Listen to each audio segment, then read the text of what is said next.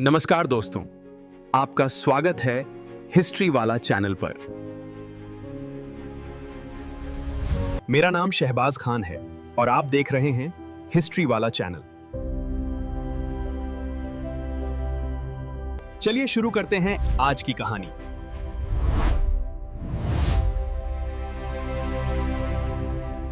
नमस्कार।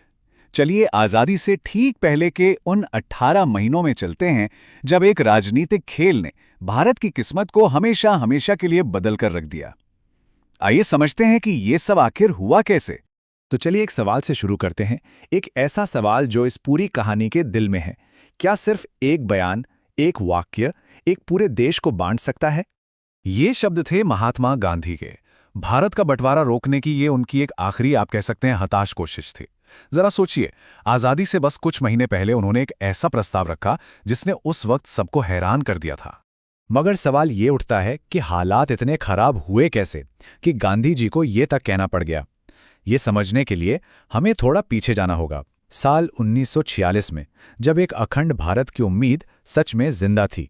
उस वक्त अंग्रेजों ने आज़ादी का पूरा ढांचा तैयार करने के लिए एक कैबिनेट मिशन भेजा और उनका जो समाधान था वो था एक बड़ा ही जटिल 3 स्तरीय संघीय ढांचा। अब ये प्लान था क्या? देखिए, इसमें 3 मुख्य बातें थीं। पहली कि रक्षा, विदेश मामले और कम्युनिकेशन के लिए एक भारतीय संघ होगा। दूसरी, प्रांतों के 3 समूह होंगे, ए, बी और सी, जिनकी अपनी अपनी विधानसभाएं होंगी। और तीसरी कि बाकी सारी शक्तियां प्रांतों के पास ही रहेंगी और वो 10 साल बाद इन शर्तों पर दोबारा सोच भी सकते थे। और कमाल की बात यह है कि थोड़ी हिचकिचाहट के बाद कांग्रेस और मुस्लिम लीग दोनों ही इस पर राजी हो गए। एक पल के लिए तो लगा कि शायद बंटवारे का जो खतरा मंडरा रहा है वो टल जाएगा। लेकिन ये जो नाजुक सी सहमति बनी थी ना, वो बस एक सार्वजनिक बयान से बिखरने वाली थी। हुआ ये कि कांग्रेस अध्यक्ष जवाहरलाल नेहरू ने एक प्रेस कॉन्फ्रेंस की और उसमें उन्होंने कह दिया कि कांग्रेस संविधान सभा में जाने के बाद कैबिनेट मिशन प्लान को बदलने के लिए पूरी तरह से आजाद होगी। अब जिन्ना के लिए ये बयान एक धोखे जैसा था। उन्होंने इसे एक बिट्रेयल माना और तुरंत फौरन ही प्लान से अपना समर्थन वापस खींच लिया। इतना ही नहीं, उन्होंने एक अलग राज्य की मांग के लिए बड़े पैमाने पर विरोध प्रदर्शन का आह्वान कर दिया। जिन्ना का ये जो डायरेक्ट एक्शन डे का बुलावा था, इसने पूरे संघर्ष को बातचीत की टेबल से उठाकर सीधा सड़कों पर फेंक दिया और इसके नतीजे बहुत बहुत भयानक हुए। 16 अगस्त 1946 कलकत्ता में ऐसी राजनीतिक हिंसा भड़की कि बस 72 घंटों के अंदर अंदर 6000 लोग मारे गए। ये एक बहुत ही क्रूर नरसंहार था और यहीं से एक गृह युद्ध जैसी स्थिति की शुरुआत हो गई। तो अब हिंसा फैल रही थी, नेता अपनी अपनी बातों पर अड़े हुए थे। इसी बीच गांधी जी ने एकता को बचाने के लिए एक आखिरी और बहुत ही साहसिक प्रयास किया। गांधी जी का विचार था कि भारत को एक रखने के लिए पूरी सरकार, सारी ताकत जिन्ना को सौंप दी जाए। लेकिन उनके अपने ही सबसे करीबी नेहरू और पटेल अब इस हकीकत को मान चुके थे कि ये खून खराबा रोकने के लिए बंटवारा ही एकमात्र रास्ता बचा है।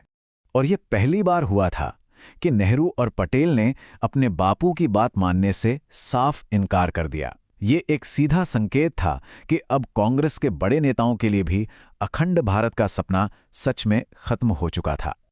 तो बस एकता के सारे रास्ते बंद हो चुके थे और अब इस उपमहाद्वीप के एक तेज और बेहद अराजक बंटवारे का रास्ता पूरी तरह साफ हो गया था।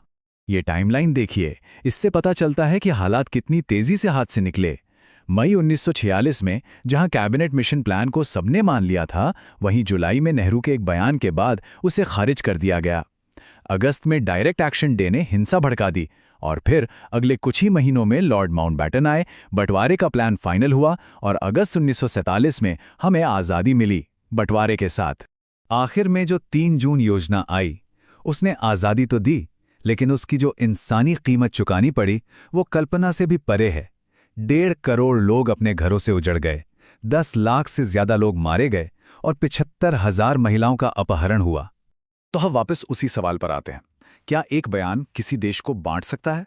बंटवारे की ये कहानी हमें यही दिखाती है कि कैसे कुछ नेताओं के शब्द, उनके फैसले, उनकी गलतियां करोड़ों लोगों की जिंदगियों को हमेशा के लिए बदल सकती हैं।